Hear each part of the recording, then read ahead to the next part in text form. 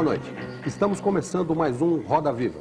Este programa é transmitido ao vivo pela Rádio Cultura AM e pelas TVs educativas do Pará, Piauí, Ceará, Bahia, Porto Alegre, Minas Gerais, Espírito Santo e TV Curitiba. O convidado do Roda Viva desta noite, ou a convidada, é a secretária municipal da Cultura de São Paulo, professora Marilena Chauí. Você que está nos assistindo em casa e quiser fazer perguntas pelo telefone, pode chamar 252-6525, 252-6525. A Carla, a Yara e a Bernadette estarão anotando suas perguntas.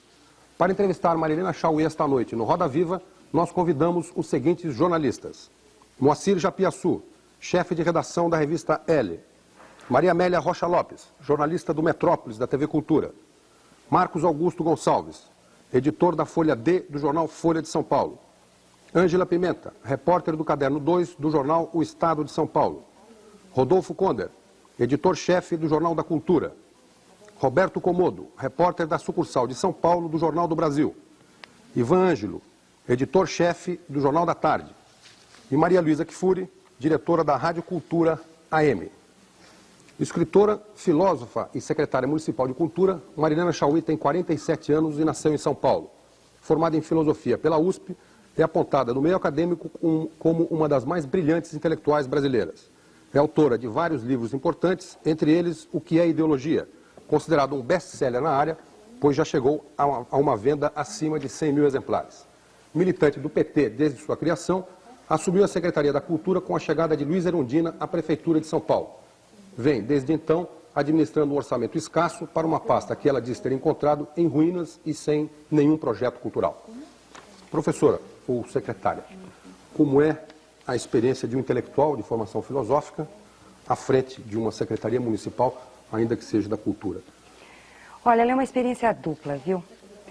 Por um lado, ela é a experiência da vertigem, porque enquanto professor, você tem um total controle, um total poder sobre o teu discurso, a tua palavra, e a liberdade de preparar uma aula, de dá-la, de escrever alguma coisa, e termina ali, quando você falou e quando outros escutaram e te responderam, né?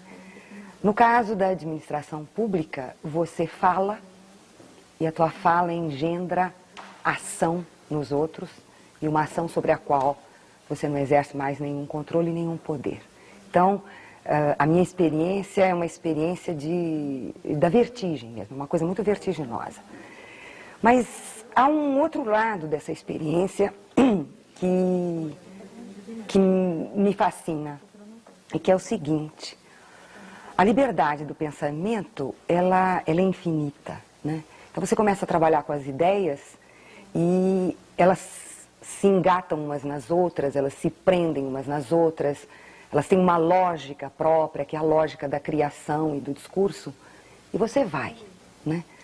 Quando você está numa situação governamental, numa situação administrativa, a cada passo, a lógica das ideias é testada pela concreticidade da experiência, né? Então, a cada passo, você faz esse trabalho de um vai e vem entre a lógica interna das ideias e a liberdade do pensamento o discurso e os limites que a experiência vai impondo a isso, né? Agora, eu estou achando fascinante. Professora, eu esqueci inclusive de mencionar, a Secretaria Municipal de Cultura está promovendo agora em agosto, em homenagem aos 200 anos da Revolução Francesa, no dia 26 de agosto, a data da Declaração Universal dos Direitos do Homem e do Cidadão, no evento Cidade, Cidadão, Cidadania.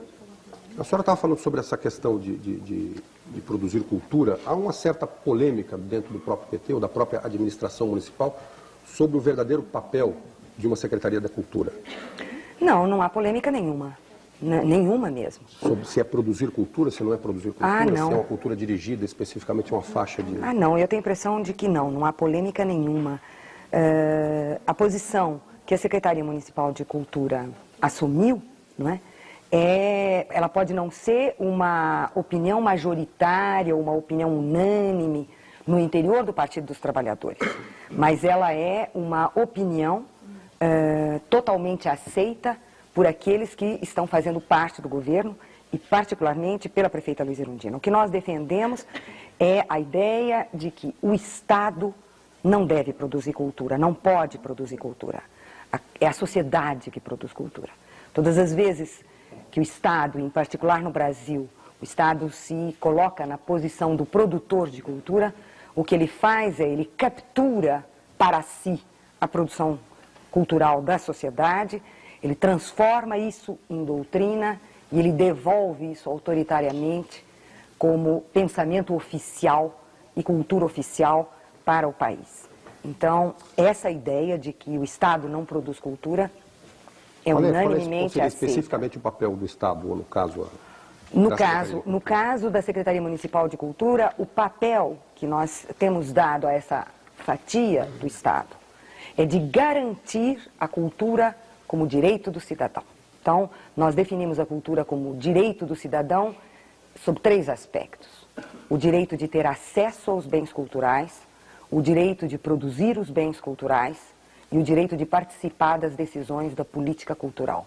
E cabe a nós criar condições, oferecer condições e promover condições para que esse direito, que é o direito da própria sociedade, que é um direito dos cidadãos, se exerça. O Marcos, por favor, tinha uma pergunta com a professora. Não, na verdade era, bom, em relação ao que você estava falando, quando você diz que o Estado não deve produzir cultura, você está considerando como Estado o que exatamente? Mas uma universidade ligada ao Estado é Estado? Não, não. A universidade é uma universidade pública, ela não é uma universidade estatal, né? Eu distingo entre estatal e público. E quando eu digo que o Estado não deve produzir cultura, eu estou pensando na coisa estatal como coisa oficial.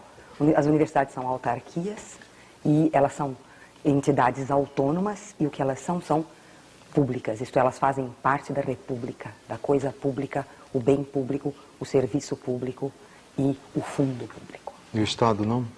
O Estado se dá noutra dimensão, né, em que o Estado pode administrar a universidade, mas o Estado não está fazendo a pesquisa, o Estado não está dando aula, o Estado está oferecendo condições para que pesquisas sejam feitas, aulas sejam dadas, livros sejam publicados.